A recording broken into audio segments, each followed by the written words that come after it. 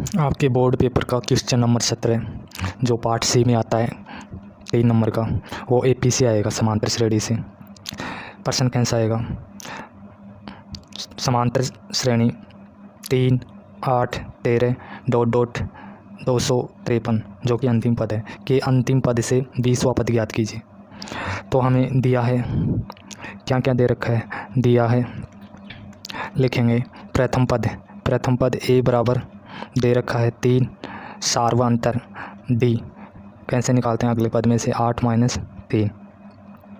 हमें एपी क्या दे रखी थी, एपी ये दे रखी है 3, 8, 13 डॉट डॉट 253, तो ए एन दे रखा है 253।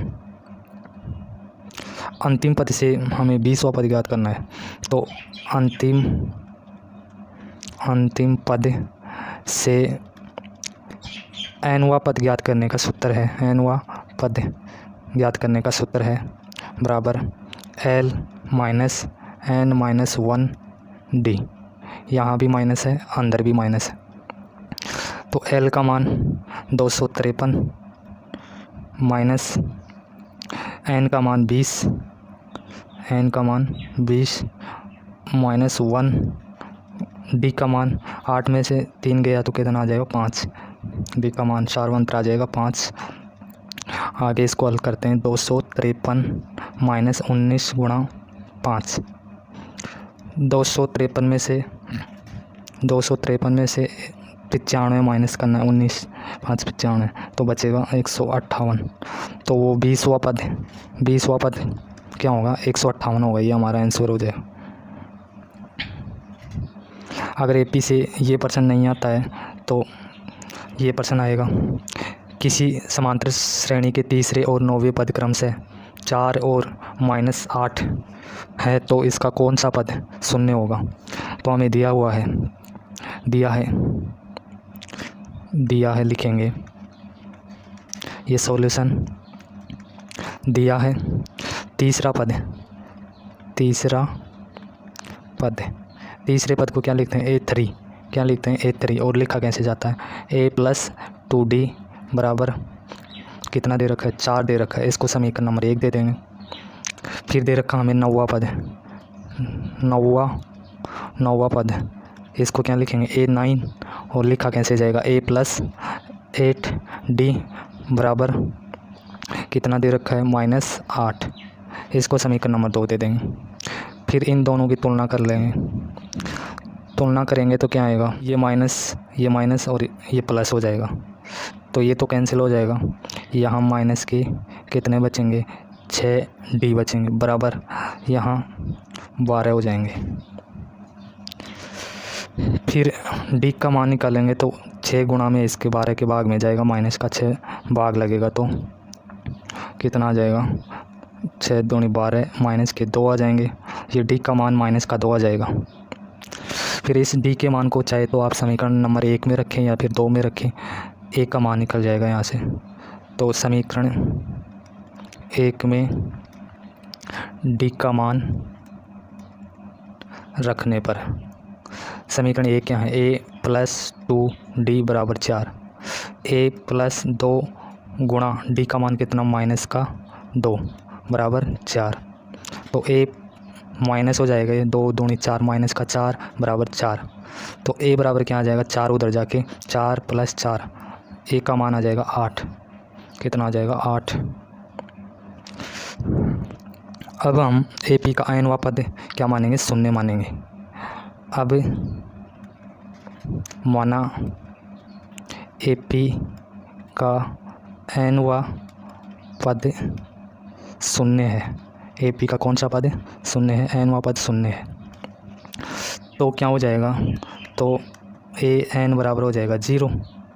तो इसी सूत्र से AN बराबर A + n - 1D, AN का मान 0, A हमने निकाल लिया 8, A हमने निकाल लिया कितना 8, n - 1 ऐसे कैसे, D हमने निकाला था -2, गुणा करने पर 8 तो ऐसे कैसे अंदर गुणा करेंगे तो माइनस का क्या हो जाएगा 2n और माइनस +2, माइनस का क्या हो जाएगा, यहाँ माइनस का 2n और +2, अब n के मान को इधर ही रखते हैं और इनका पक्षांतरण करते हैं। 8 2 10 प्लस के हैं 10, इनका पक्षांतरण करें इधर तो माइनस में आएगा 10, इधर बचेगा 2n, माइनस से माइनस कट जाएगा, 2 का भाग 10 में लगेगा तो n बराबर आएगा 5।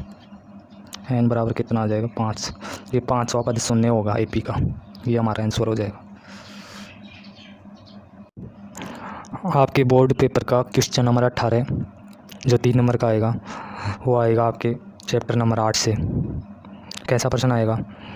आंधी के कारण एक वृक्ष का ऊपरी भाग टूटकर क्षैतिज तल पर 60 डिग्री का कोण बनाता है।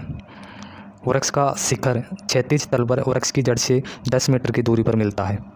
टूटने से पहले वृक्ष की ऊंचाई ज्ञात कीजिए। तो मान लेते हैं ये क्या है, कोई वृक्ष है, वृक्ष है ये, या इसको दे देते हैं A और यहाँ बिंदु B दे देते हैं। वृक्ष की ऊंचाई हो जाएगी AB।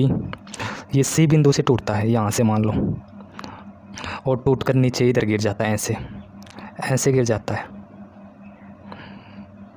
तो टूटने से पहले तो इसकी ऊंचाई थी A से C तक H1 और C से B तक H2, यानी टोटल ऊंचाई इसकी क्या थी H1 प्लस H2 थी। टोटल ऊंचाई क्या थी H1 प्लस H2 थी। टूटने के बाद क्या हो गई H1 A से C तक और H2 इधर हो गई, H2 इधर गिर गई। ये फिर इसको हम आधार मानकर हल करते हैं, यहाँ दे देते हैं हम D, यहाँ पर D, और कोण बनाता है कितने डिग्री का 60 डिग्री का, 60 डिग्री का कोण बनाता है। सॉल्यूशन इसका हल, माना आंधी आने से पहले, आंधी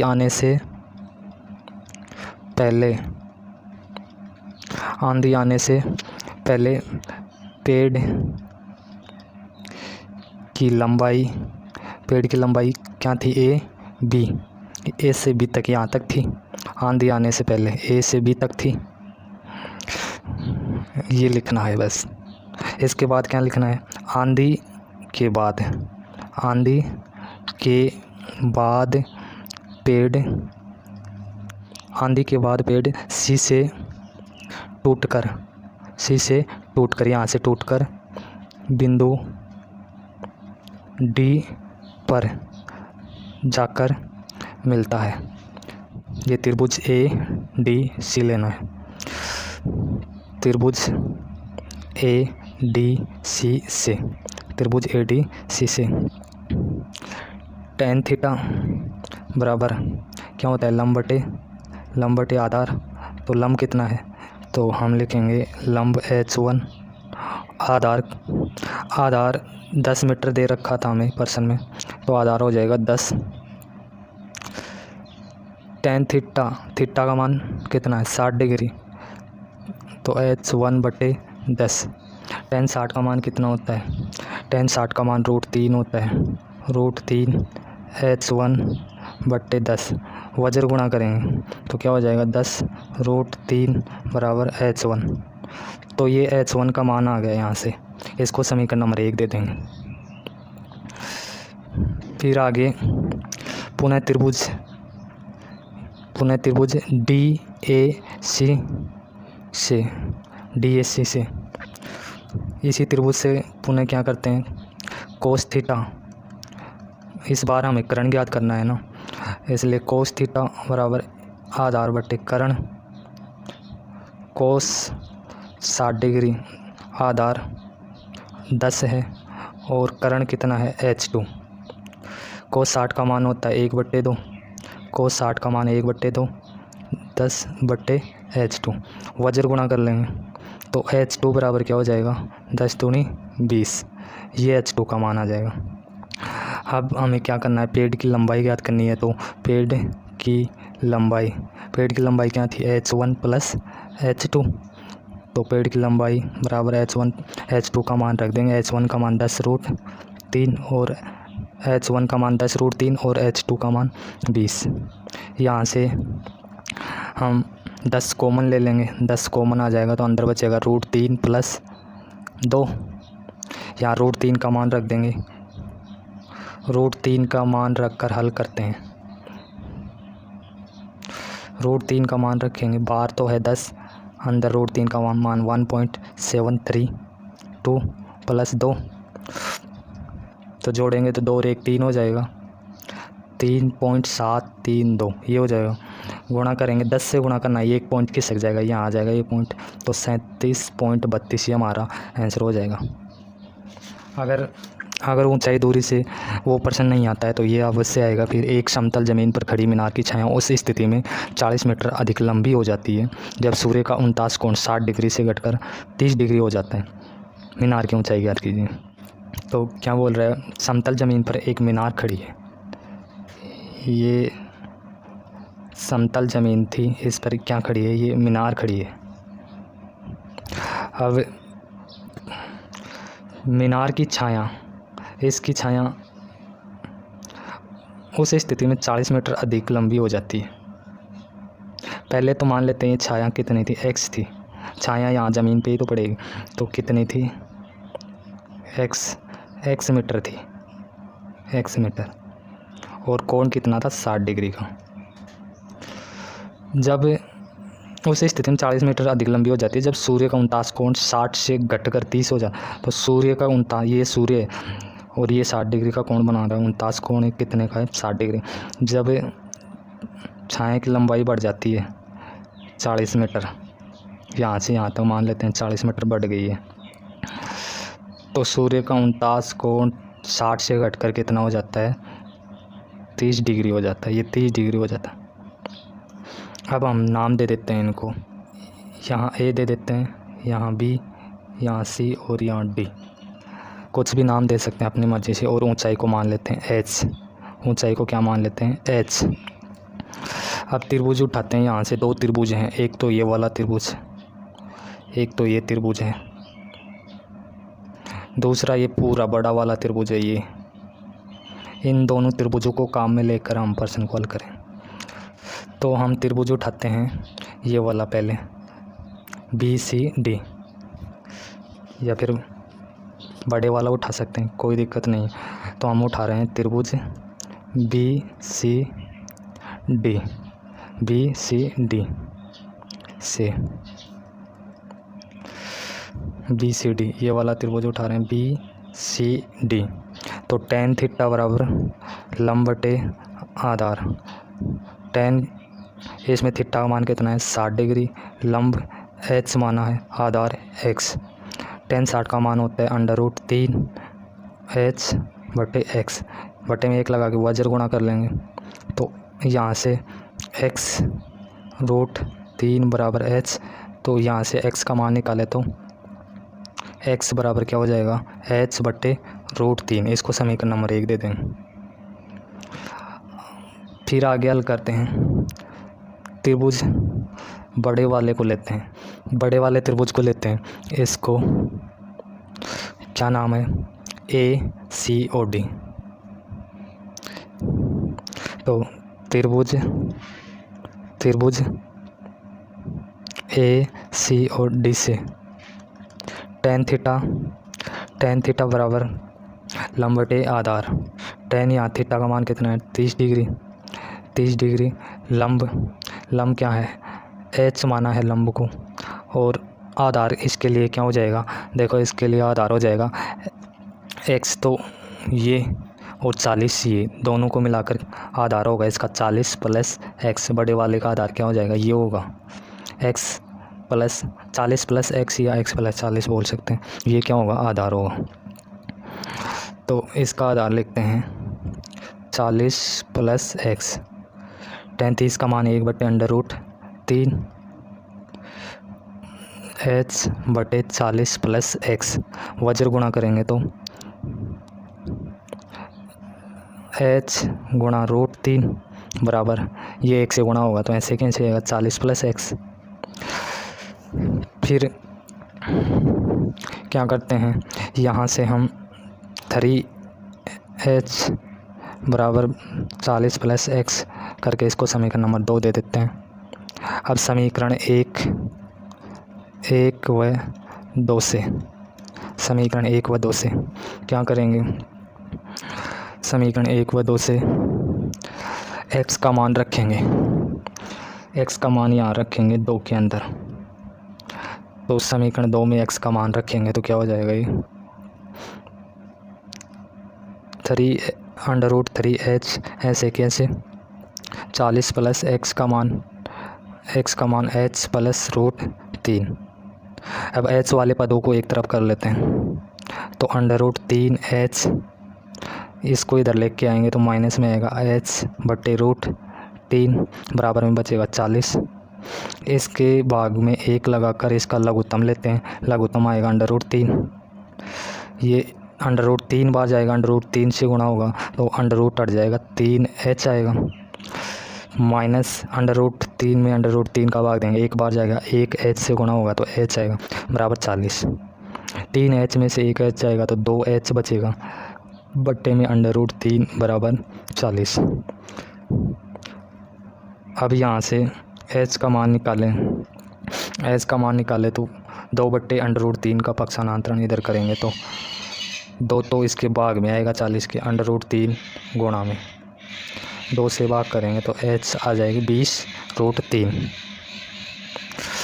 और भी आगे हल करना चाहें तो h बराबर 20 ऐसे कैसे √3 का मान 0.732 ये मान रख के गुणा करके हल कर सकते हैं। आपके बोर्ड पेपर का क्वेश्चन नंबर 19 आएगा चैप्टर 11 से। प्रश्न ये होगा, यदि त्रिभुज ABC में DE समानांतर BC हो एवं AD बराबर 6 सेंटीमीटर, DE बराबर 9 सेंटीमीटर, AE बराबर 8 सेंटीमीटर हो तो AC का मान ज्ञात कीजिए। तो यहाँ आपको चित्र भी साथ में देगा।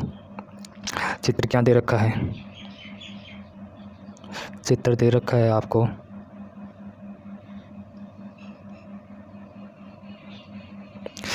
BCADE, ये चित्र दे रखा है, ये 6 सेंटीमीटर दे रखा है और ये 8 सेंटीमीटर, ये 9 सेंटीमीटर, यानी B से D तक की भुजा है ये कितनी है 9 सेंटीमीटर, D से A तक की 6 सेंटीमीटर, A से E ये है 8 सेंटीमीटर। तो आपको क्या ज्ञात करना है, AC ज्ञात करना है, AC ये पूरी भुजा ज्ञात करनी है, AC ये पूरी भुजा ज्ञात करनी है। तो सॉल्यूशन देखते हैं, इसका सॉल्यूशन हम जानते हैं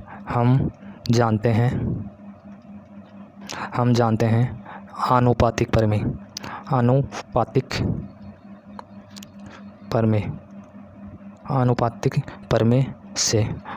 प्रमेय से इसको कैसे लिखेंगे, AD बटे में जो लिखा जाता है वो अनुपात ही होता है। AD का अनुपात क्या होगा, DB बराबर ऐसे ही इधर AE इसका अनुपात क्या होगा, EC। तो अब इनका मान रख देते हैं। AD का कितना है, AD का है 6, AD का 6, BD का कितना है 9 बटे में 9, AE का कितना है, AE का 8, EC हमें ज्ञात करनी है। तो कैसे वज्र गुणा करेंगे, तो 9 × 72, ये तो 72 हो जाएगा और ये 6 गुणा EC गुणा में है तो इसके भाग में आ जाएगा, तो 72/6 EC। तो कितना आ जाएगा, ये यहाँ से 12 आ जाएगा। EC बराबर क्या आ जाएगा, 12। EC का मान ये 12 आ गया, ये 8 था, तो AC बराबर क्या हो जाएगा, AC बराबर हम लिख सकते हैं, तो AC बराबर हो जाएगा, AC को हम क्या लिख सकते हैं, AC ने AE प्लस EC लिख सकते हैं। तो AE 8 है, EC हम निकालिए 12, तो कितनी होगी टोटल 20। AC का मान कितना हो जाएगा, 20। ये हमें पूछा था, ये हमारा आंसर हो जाएगा। आपके बोर्ड पेपर का क्वेश्चन नंबर 20 आएगा चैप्टर 12 से। प्रश्न ये होगा, आकृति दी हुई होगी आपको, आकृति में ABCD एक चक्रीय चतुर्भुज है, X और Y ज्ञात करना है आप लोगों को। तो आकृति कैसी दी होगी आपको, इस पर ऐसे आकृति दी हुई होगी, यहाँ पर थीटा का मान लिखिएगा, वो थीटा का मान इसने लिख रखा है, यहाँ है 2x प्लस 4 डिग्री, यहाँ पर है x प्लस 10 डिग्री, यहाँ पर है 4y माइनस 4 डिग्री, यहाँ पर है 5y प्लस 5 डिग्री। ऐसे नाम दिया होगा A B C और D। तो हमें इसको हल करना है। किस प्रकार हम हल कर सकते हैं इसको? सबसे पहले हम लिखेंगे, हम जानते हैं चक्रीय चतुर्भुज के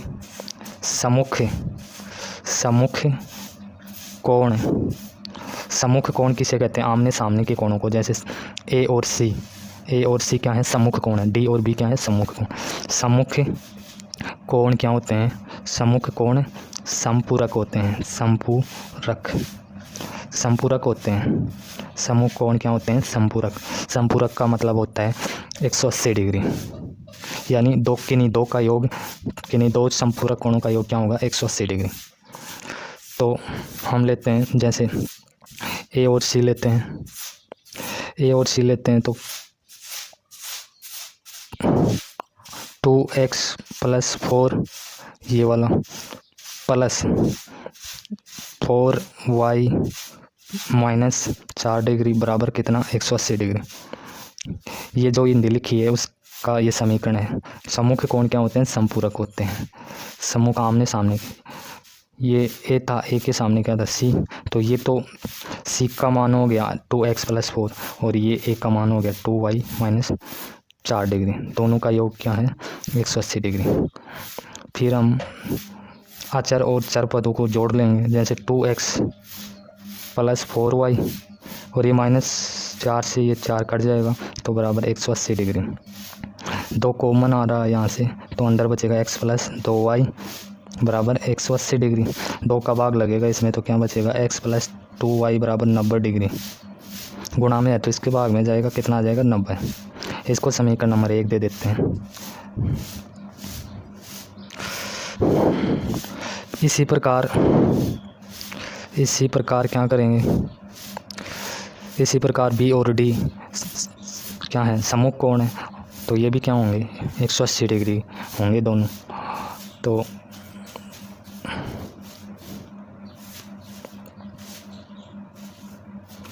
इसी प्रकार अब कोण बी और डी के मध्य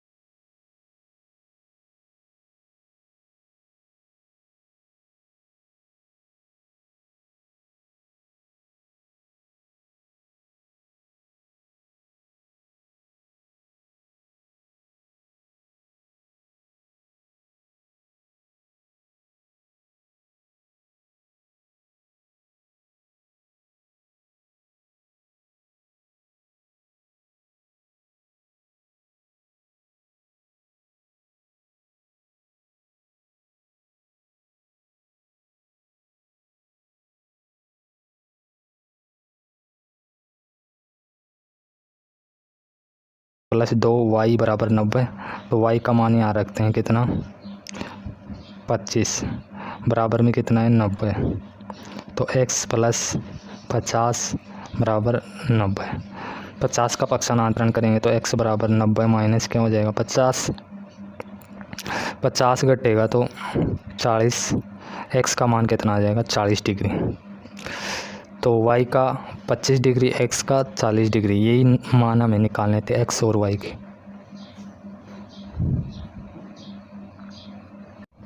आपके बोर्ड पेपर का क्वेश्चन नंबर 21 आएगा चैप्टर 14 से, रचना वाली प्रश्न वाले से। तो ये प्रश्न, इसमें चाप काटना हम आपको दिखा नहीं सकते या दर्शा नहीं सकते यहाँ, तो आप ये क्वेश्चन आप अपनी सुविधा अनुसार कर सकते हैं हल। एक 4 सेमी भुजा वाले समबाहु त्रिभुज के अंतर्गत वर्त की रचना करनी है। तो चाप काट के आपको एक वृत्त की रचना करनी है और रचना के 4 बिंदु लिखने हैं, 4 पॉइंट आपको रचना के लिखने हैं। ये क्वेश्चन नंबर अपने स्तर पर हल करें आप।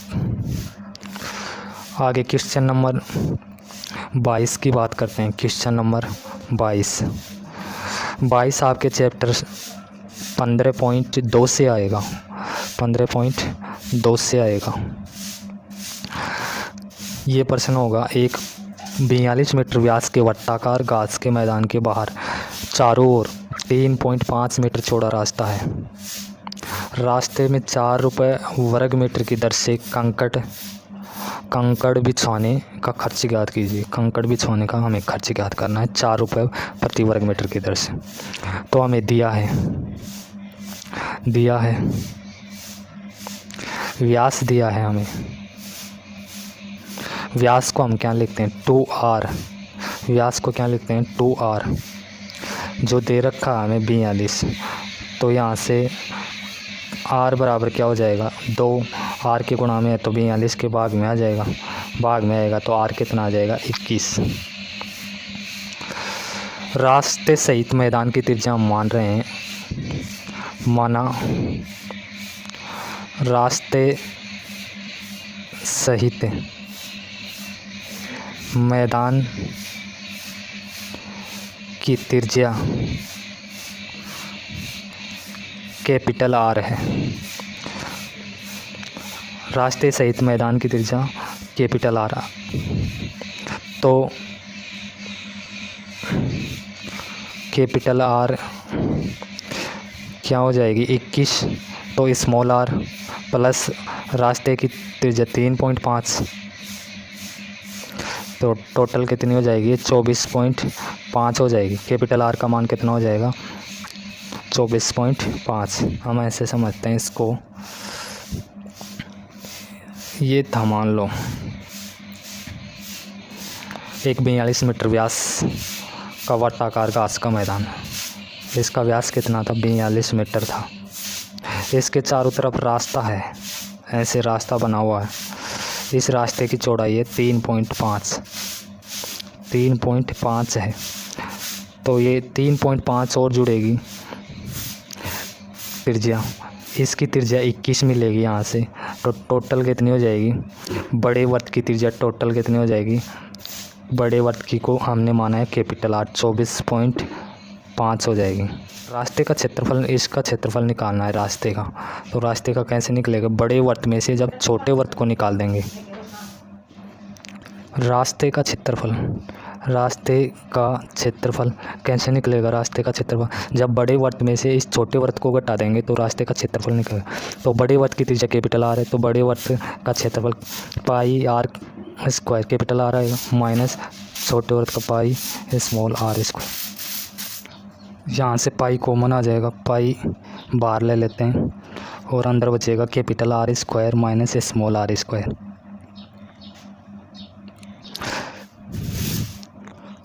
पाई का मान यहाँ हम 22/7 रख सकते हैं।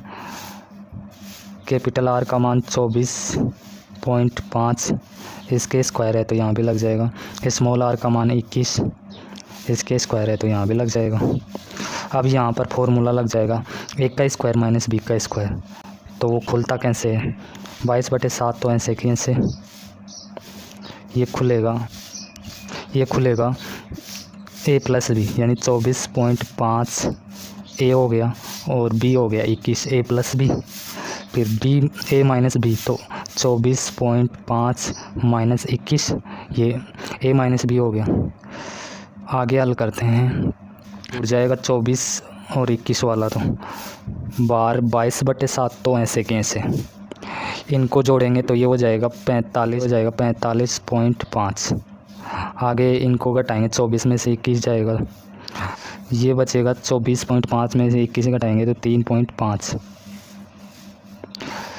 फिर इनको गुणा करके हल करेंगे तो 22/7 तो ऐसे कैसे इनको गुणा करेंगे तो ये गुणा होने पर आएगा 159.25।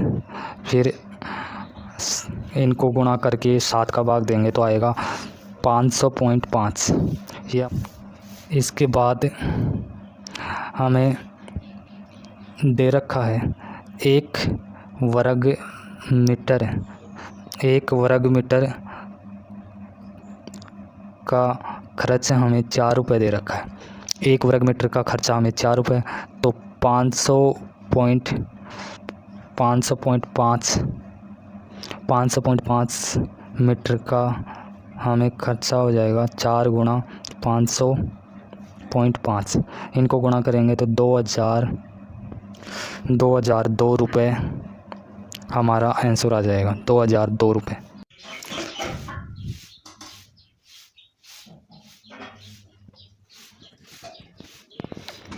आपके बोर्ड पेपर का क्वेश्चन नंबर 23 आएगा चैप्टर 16.3 से। प्रश्न ऐसा होगा, एक शंकु के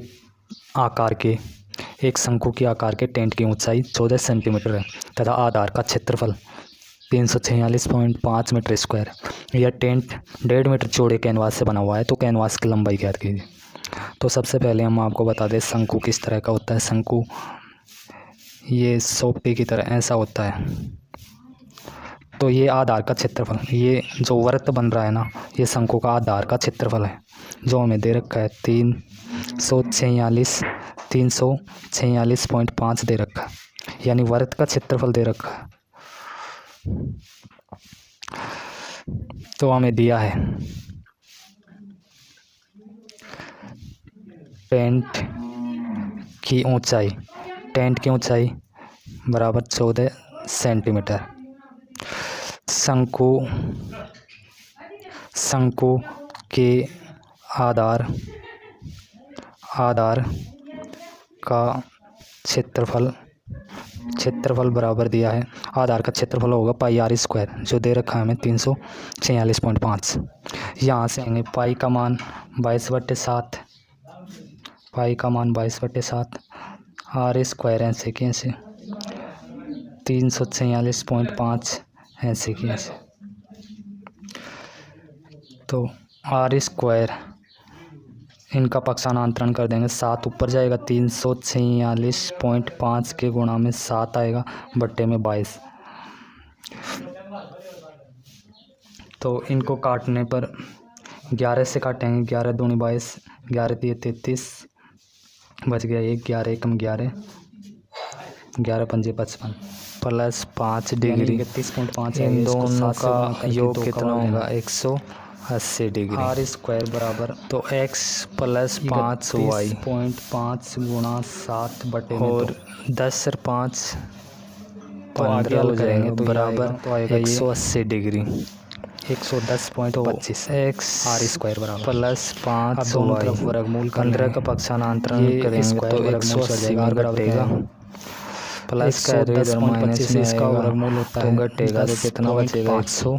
तो r का मान आ जाएगा 10.5। x + 5y बराबर कितना हो जाएगा, क्यों निकाला गया है क्योंकि हमें 165 समीकरण नंबर इसको 2 काम में लेना है टेंट की। अब हमें क्या करना है, समीकरण 1 व 2 से समीकरण लंबाई 1 व 2 से एक क्या था l बराबर under plus r² plus h² बराबर तो r का मान 10.5 दूसरा में मिला है x ऊंचाई प्लस जो हमें प्रश्न में दे रखी थी y 14 बराबर इसका स्क्वायर 165 वर्गमूल निकाल लेंगे। इनकी तुलना करते हैं तो इसका वर्गमूल निकालेंगे तो कैंसिल हो जाएगा, इसका माइनस का 5y हो गया तो इसमें 10.5 का स्क्वायर तो माइनस का 3y बचेगा 25 प्लस आगे बचेगा माइनस के 165 में 90 जाएगा तो कितना बचेगा माइनस का 75। इनको जोड़ेंगे तो ये आएगा 300 माइनस का 75 बचेगा। यहाँ वर्गमूल निकालेंगे, माइनस से माइनस कट जाएगा, वर्गमूल होगा 3 गुणा में तो 75 के भाग में आएगा तो y का मान l बराबर ये 17.5 आ जाएगी। l बराबर कितनी y का मान कितना आ जाएगा 25। अब y के मान को चाहे तो आप समीकरण नंबर लंबाई क्यों निकालिए, क्योंकि लंबाई को हमें कैनवास के क्षेत्रफल में कहाँ में लेना है। मिल जाएगा x का मान। कैनवास के क्षेत्रफल तो y का मान y का मान समीकरण क्षेत्रफल अर्थात शंकु का क्षेत्रफल 1 में r/l का तो 22 रखने पर एक यहाँ r का मान 10.5 प्लस और लंबाई 17.5। जब इनको हल करते हैं तो हल करने पर आता है 577.5 मीटर स्क्वायर। ये किसका मान आता है, कैनवास का क्षेत्रफल आता है अर्थात शंकु का। तो कैनवास की लंबाई हमें ज्ञात करनी है। तो लंबाई कैसे निकलेगी, जब क्षेत्रफल में भाग देंगे किसका, चौड़ाई का। क्षेत्रफल में चौड़ाई का भाग देंगे तो क्षेत्रफल क्या था, क्षेत्रफल निकल कर आया है 577.5 और चौड़ाई हमें पर्सन में दे रखी थी 1.5। भाग देंगे तो 1 के बाद पॉइंट कट जाएगा और 15 का भाग देंगे तो ये आ जाएगा 15 × 45, 5 7 12 27, तो 15 × 120 बचेगा 7, 15 × 5 75, 385 मीटर स्क्वायर। ये हमारा आंसर आ जाएगा, कैनवास की लंबाई आ जाएगी।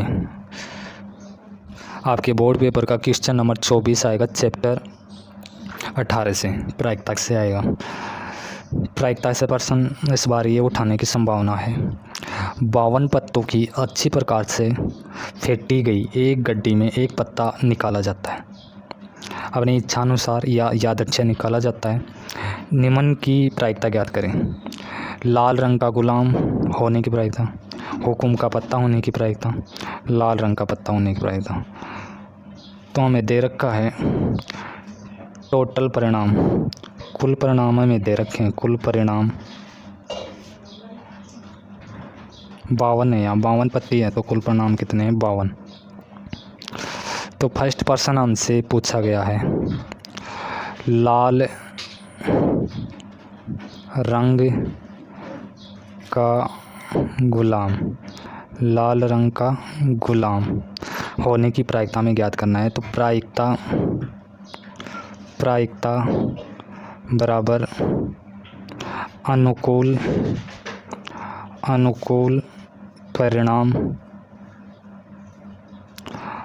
परिणाम बटे कुल परिणाम, अनुकूल परिणाम बटे कुल परिणाम।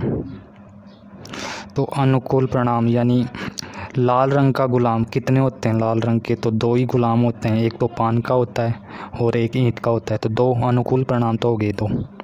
और कुल परिणाम हमें दे रखे थे 52 पत्तियाँ हैं, काटेंगे तो ये आ जाएगा 1/26, 1/26। दूसरा प्रश्न हमसे किया था हुकुम का पत्ता, सेकंड हमसे हुकुम का पत्ता यानी हुकुम का पत्ता होने की प्रायिकता में ज्ञात करनी है। तो प्रायिकता चाहे आप हिंदी में लिखो या PE बराबर अनुकूल परिणाम हुकुम के कितने 13 पत्ते होते हैं। एक बार सूत्र लिखना है, बार बार सूत्र लिखने की आवश्यकता नहीं। तो PE बराबर यानी प्रायिकता बराबर अनुकूल परिणाम हुकुम के कितने पत्ते होते हैं, सभी के 13 होते हैं। तो हुकुम के 13 पत्ते और कुल परिणाम 52, 13 से काटेंगे तो 1/4, ये आ जाएगा हुकुम का पत्ता होने की प्रायिकता। थर्ड पर्सन हमसे किया था लाल रंग का पत्ता, लाल रंग का पत्ता होने की प्रायिकता। तो लाल रंग का प्रायिकता बराबर अनुकूल परिणाम, लाल कितने पत्ते होते हैं 52 पत्तों में, तो 26 होते हैं। तो अनुकूल परिणाम कितने हो गए 26, कुल परिणाम कितने 52, काटेंगे तो आ जाएगा 1/2।